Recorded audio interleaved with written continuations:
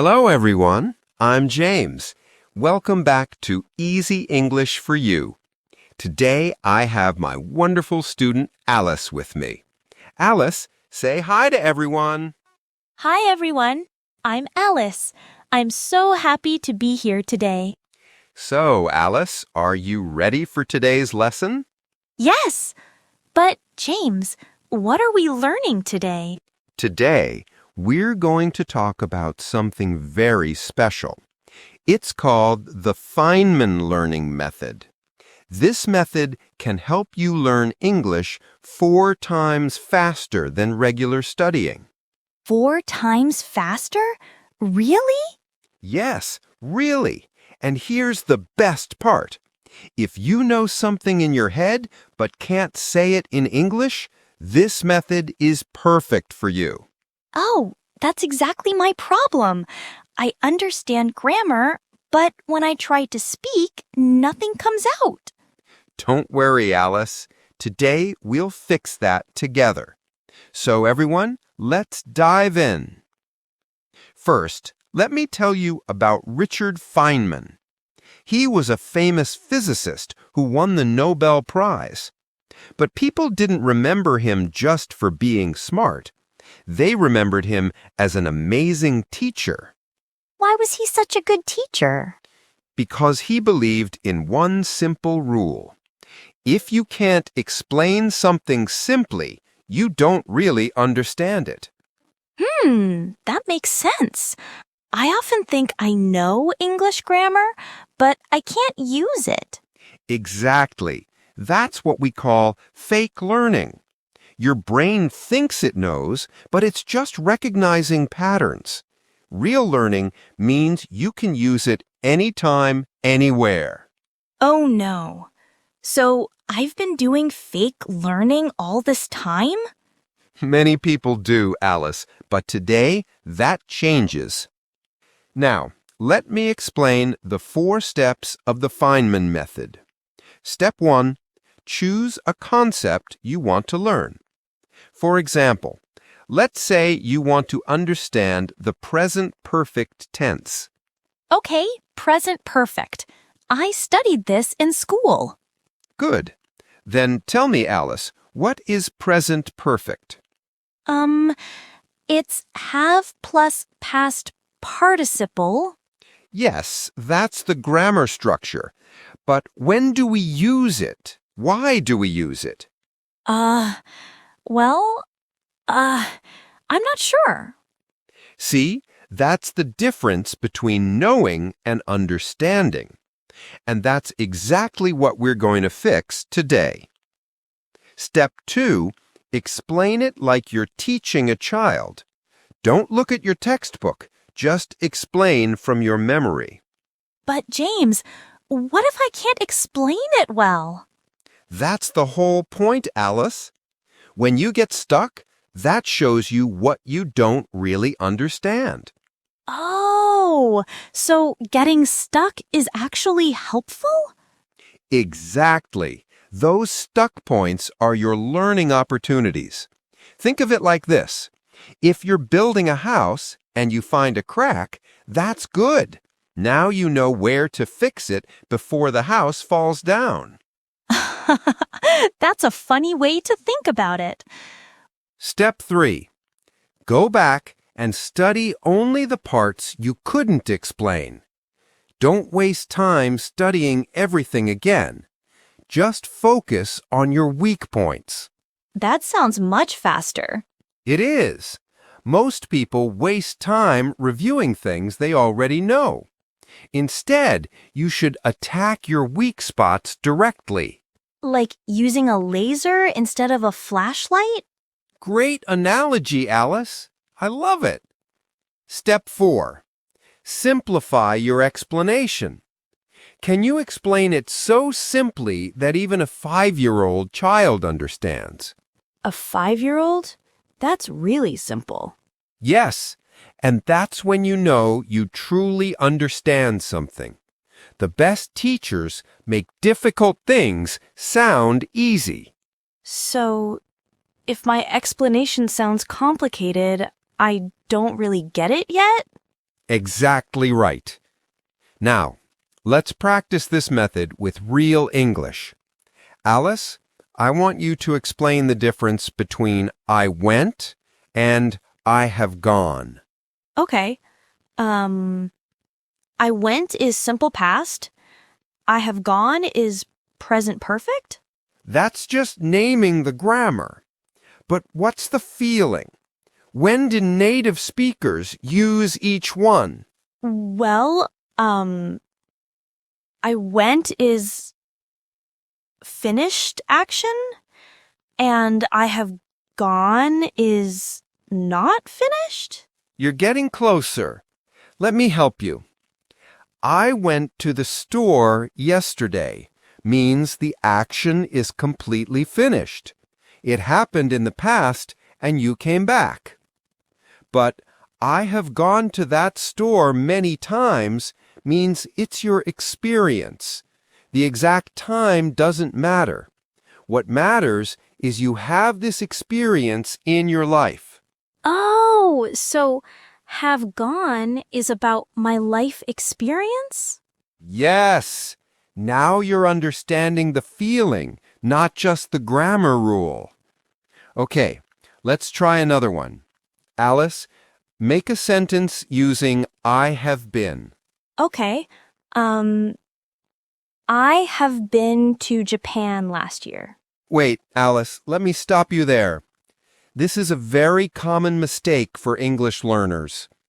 You said, I have been to Japan last year. Can you hear what's wrong? No, it sounds okay to me. When you use present perfect, like I have been, you can't use a specific past time like last year. Last year is finished time. It's dead and gone. So, you should say, I went to Japan last year. Or you can say, I have been to Japan before without mentioning when. I went to Japan last year. I have been to Japan before. Perfect. Now you've got it. So, present perfect doesn't like specific times. Exactly. You're thinking like a native speaker now. Let's try one more. Alice, tell me about something you learned recently. Okay, I learned how to cook pasta last week. Good. That's correct, because you used last week with simple past. Now, can you say the same thing using present perfect? I have learned how to cook pasta? Yes, perfect. I learned how to cook pasta last week tells me when. I have learned how to cook pasta tells me you now have this skill. The focus is different. Wow, it's like two different cameras taking pictures. One focuses on the time, one focuses on the result. Alice, that's brilliant. You're really getting this. Now, everyone listening, here's your homework. Choose one grammar point you think you know. Close your textbook and try to explain it out loud. Pretend you're teaching it to a friend who knows nothing about English. And when you get stuck, write it down. Yes, those stuck points are gold. They show you exactly what to study next. Now, let's talk about using this method for speaking English. Many of you can read English and understand grammar, but when you try to speak, your mind goes blank. Yes, that's exactly my problem. I know the words in my head, but they don't come out of my mouth. Here's what you need to do. Every day, choose one sentence or expression you learned. Then explain it to yourself out loud. For instance, if you learned, "I'm used to," explain what it means. Okay, I'm used to means you do something many times? Close. It means something has become normal for you. Like, "I'm used to drinking coffee every morning." It means drinking coffee is now a normal part of your life. It's not strange or new anymore. Oh, so it's about comfort and habit. Yes! Now use it in your own sentence. I'm used to wake up early? Almost, but there's a small grammar mistake. After used to, you need the ing form. So it's "I'm used to waking up early." I'm used to waking up early. I'm used to waking up early. Perfect! And that mistake you made, that's valuable. Now you'll never forget that used to needs ing after it. Here's something interesting, everyone. Native speakers don't think about grammar rules when they talk. They think in feelings and situations. What do you mean by feelings? When I say, "I went to the store," I'm thinking about a completed trip. When I say, "I've been to the store," I'm thinking about my experience. I'm not thinking about past tense or present perfect. I'm thinking about what message I want to send.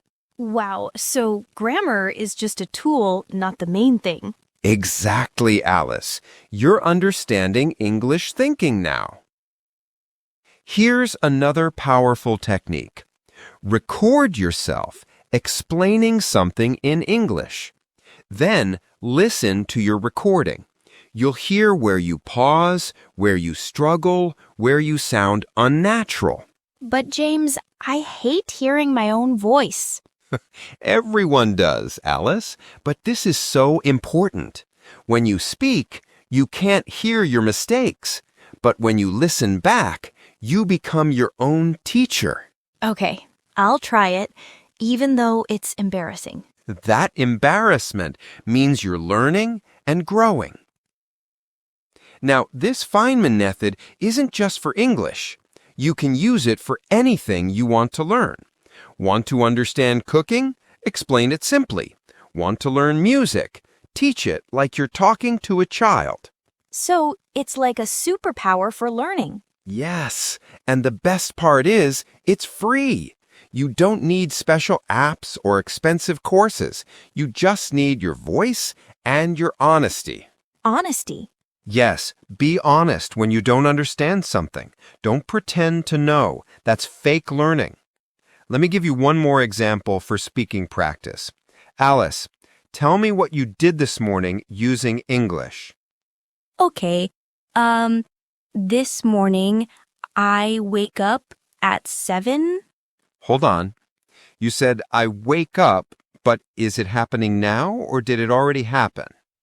Oh, it already happened. I woke up at 7. Perfect. Now continue.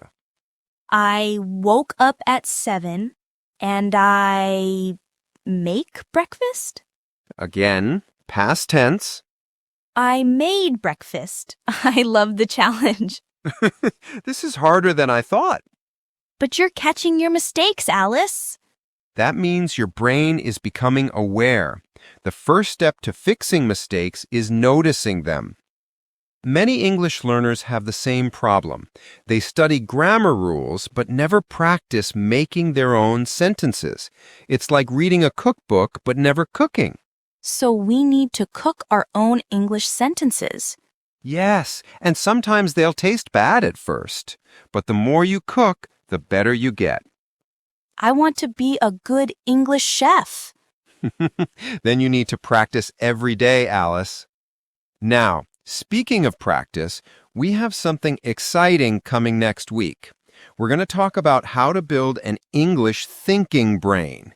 This is for people who are smart in their own language but struggle with English. Ooh, that sounds really interesting. So everyone, if you have questions about English thinking, please leave them in the comments. What do you want to know about thinking in English? We'll answer your questions in the next episode. Yes, we want to hear from you. Okay, let me review what we learned today. First, we learned about the Feynman Method. It has 4 steps. Choose a concept, explain it simply, study your weak points, and simplify even more. The most important thing is to be honest about what we don't understand. And we should practice making our own sentences, not just studying grammar rules. Excellent summary, Alice. I'll just add one thing. Remember, mistakes are not failures. They're feedback. Every mistake shows you what to learn next. So everyone, please don't be afraid to make mistakes when you practice English. Thank you so much for listening today, everyone. If you enjoyed this episode, please subscribe and hit the like button. And if you join our membership, you can get a PDF summary of today's lesson. Listen to this episode multiple times to really absorb the method. Each time you listen, you'll notice something new. We really appreciate you being here with us today. Thank you for watching.